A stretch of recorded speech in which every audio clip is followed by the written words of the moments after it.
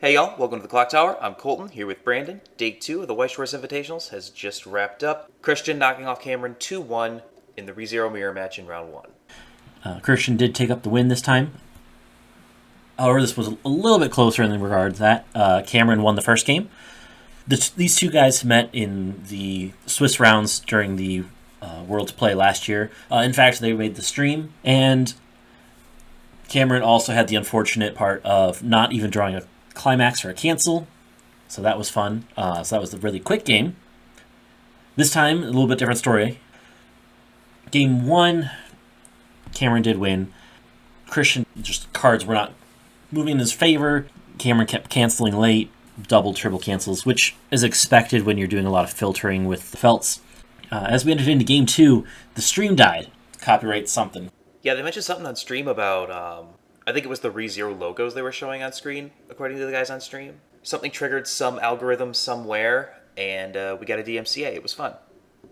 Before the stream, Cameron was still kind of had that kind of tempo going from the first game, because the game's going to go back to back, but after Christian started to turn the tables, and Christian was actually forced to dry up his stock to kind of even stay in it, otherwise he wouldn't have had a chance.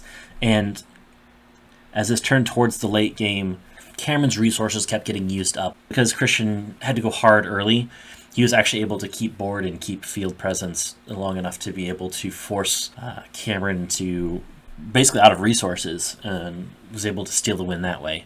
Yeah, at one point, Christian just straight up picked up 2 Amelia counters off of the Brainstorm. He was like, basically conceding that he was behind, but determining that he was going to find ways to hold board. And it felt like Cameron never quite had enough resources to both keep a field and also find his bombs and counters to try to gain some kind of advantage. He even had to play his 1-0 counter down on the field as a character at one point, just to maintain some kind of board presence.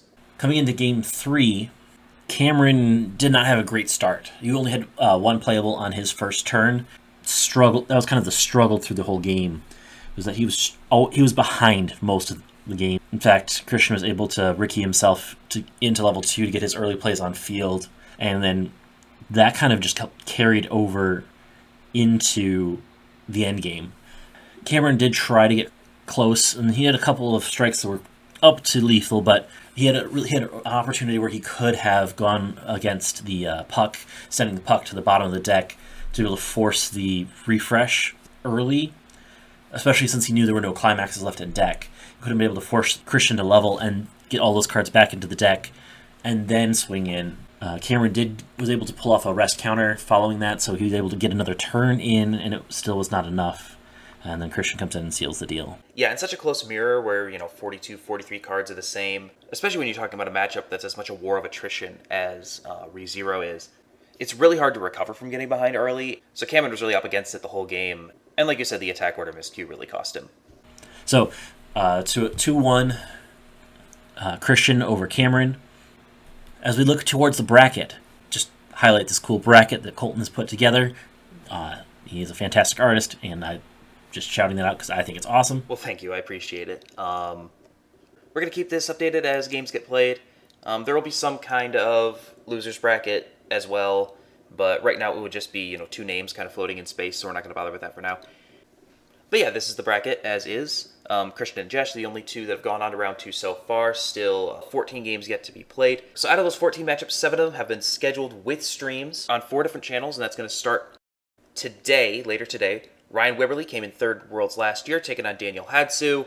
Konosuba Bang Dream, that will be on Strictly Broken later today. Thursday, over on ENTCG, Vince with his Yellow Goblin Slayer deck will be taking on reigning champion Riaz, who will be playing Alicization. That's at 9:30 a.m. Eastern Time on Thursday. Again, that is a.m., not p.m. Later that day, Joon and Coen. Joon, our only Batman Ninja representative. Coen playing Konosuba. That game will be over on BoatsDon'tSink. On Friday, Nando and Clinton on ENTCG at 2:30 Eastern. Mauricio and Patrick on Burn 1 that day as well. Taya from Weiss Tea Time taking on Matt over on Strictly Broken on Saturday. And then Sunday, Broderick and Ian on Burn 1. Again, all these times and dates, those are as updated as we have right now. Only Ian's games have times as of recording. We'll continue to update this day by day as we go. The important thing to know is that as of right now, there's only 1 game later today. It will be Wibberley and Hadsu over on Strictly Broken. Links to all these channels in the description. So that's it for us today. We're going to try to keep these coming every day. So thank you very much for tuning in. So many of you had very nice things to say yesterday. We appreciate it very much. We're going to try to keep these coming, and hopefully they're good. So please like, comment, subscribe. Share these with folks you think would be interested. And we'll be back again tomorrow. Have a good one. Until then, we'll catch you next time.